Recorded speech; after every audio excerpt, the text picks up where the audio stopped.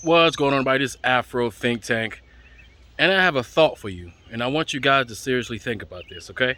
Seriously think about this. I don't care what your political ideologies are. I don't care. None of this is important at this moment. That's all secondary.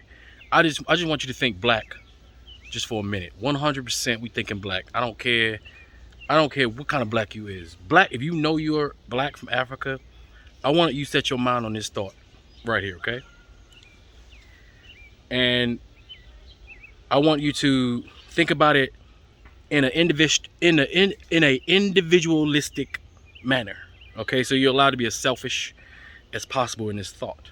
Okay, think about your family, just you and yours, just you and yours. Okay, just you, your blackness, and your family's blackness. Just that. That's the basis of which we're going to be speaking from now. Okay, now I want you to think about this. Imagine. I'll start like this. Okay, you yourself, when somebody takes something from you or hurts you or does you wrong, usually you want revenge, right? Or you want to at least get that thing back. You want to get your lick back. You want to get that thing back. You want to get that sense of violation away. You want to get back to normal, back to basics, right? You don't want to have those things tied to you, right? Okay, so as a black person in America or in the diaspora, think about, let's say your daddy, right? Let's say about what your daddy or maybe your granddaddy had to go through, right? Just being black in America, right? And then just keep going all the way back and just have empathy for your family. I don't want you to have empathy for anybody else's family, just yours, right? Even though as you go back, your family gets bigger and bigger.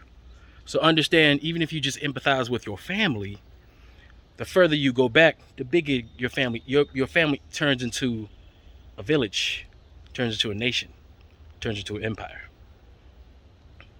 Follow me, okay? But I just want you to think about your family, right? So think about and empathize just with your family is okay. How they must have felt during certain points of their lives during the time in which they were growing up here in America, right?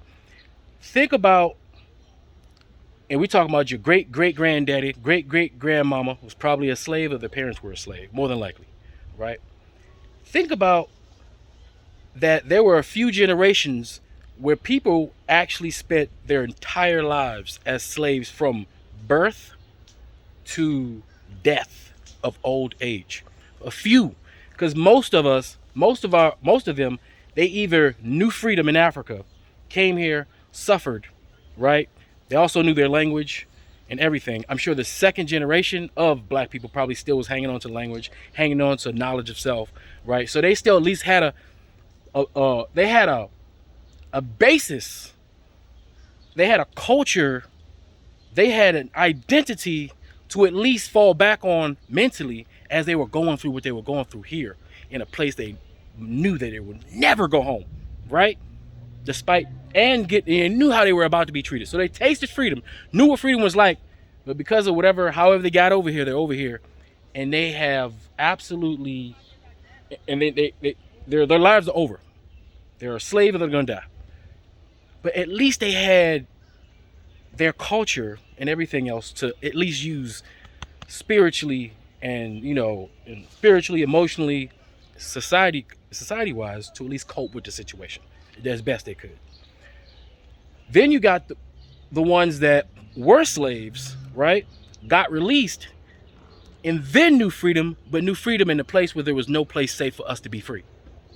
So they had to deal with all the issues of being free in an unequal environment, in a hostile environment behind enemy territory, but at least from their perspective back then, they were free. So a come up happened as far as they are concerned. Just that the come up is not exactly where we want it, because obviously we know what happened. Reconstruction, we started minding our own business, building, doing our thing, not hurting or bothering anybody. We literally let it go. We let it go. Imagine how nice us black people have been in this country to let it go, right? Knowing how our great history of combat, our great history of being great warriors, we let it go. And we just minded our own business, right? Didn't bother anybody, right? Accepted, for the most part, our position in society. We let it go. As we started to progress and rise, these very same people that we had to fight in a whole war, right, to liberate ourselves from, you know, both sides, the ones that was with us fighting on our behalf and the ones that were fighting to maintain slavery, right? We let it go. It was just minding our own business. But those people and their children decided to destroy it. I want you to really just think about it. And it's just your family, right? You know, so we went from at this point, you know, we still with a nation. When you're thinking of it, you still should be thinking about your family from within the nation, because you're talking about several grandparents, you're talking about grandfathers, all that, right?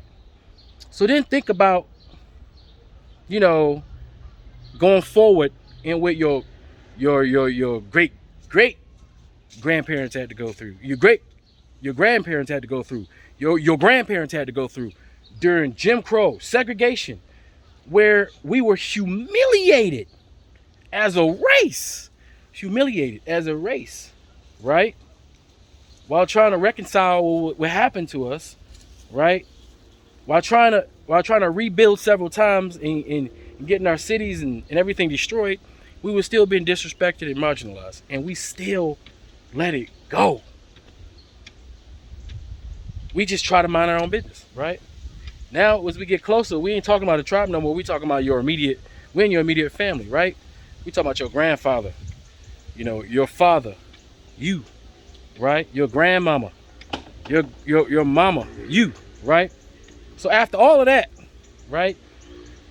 The government, the actual government of the country that you live in and you're a citizen in and you pay taxes, the money that you spend, pay taxes, has been the money that has financed the government that you say you're a part of, campaign to destroy you by killing all your leaders who simply wanted equality, not even to take over. It wasn't like we wanted revenge. I mean, there were some people who wanted revenge, but we was just trying to mind our own business again, right?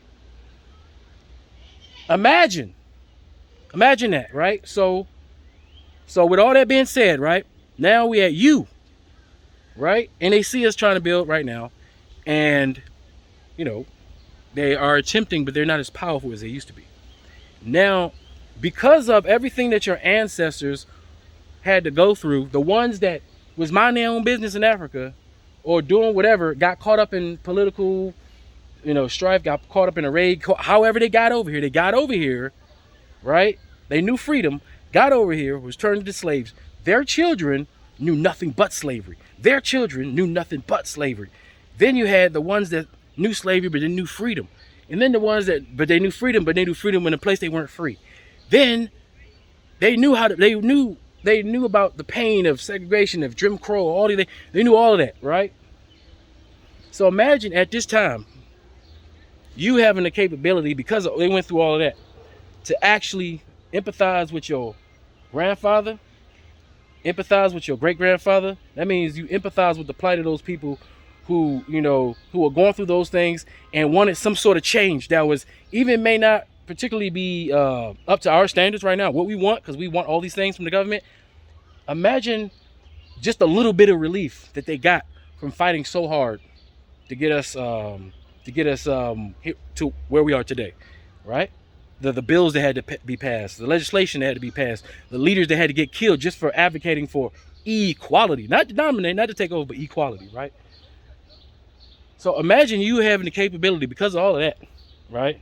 Because of the ones that actually built this country with cotton, sugar, and tobacco, right? Those industries, cotton, clothing industry, you know, what else they make? Fabric industry. Think about the industries. Tobacco, what industries are those? And do those companies still exist? And do you smoke cigarettes from these companies? Do you buy products from this company, right? These companies all, and the financial system that backed us, made mortgages on us, actually had us as a product on the stock market, like legitimately, not figuratively, not just so happens everything is black and hip hop and, you know, everything is fashionable and we're the most trendy, whatever. I'm talking about actual product on the stock market. We've been traded as commodities, right? Don't forget that. No matter how much you think we've been exploited now, we used to actually be traded, you know, on the stock market as commodities. So imagine at this point now, after all of that, you don't want no You don't want no revenge. Still, right? All you want is equality. That thing that if you keep going back far enough, it wasn't just you and your family, it was your tribe, it was your nation that just wanted equality, right? The equality to have the things that they would have had if all being equal. Now, if all being equal, meaning they didn't do the things that they did, right?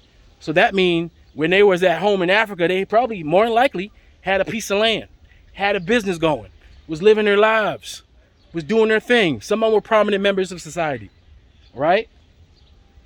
Some of them were vagabonds. Some of them were criminals. All our own society, right? That society. How do you think it would feel, right, to go back there with all that empathy and understanding and be able to get back what was taken from your nation? Taken from your tribe, taken from your family, taken from your ancestors, taken from you. Imagine that. That's all I got to say. It's Afro Think Tank. Learn something, teach them. I'm out.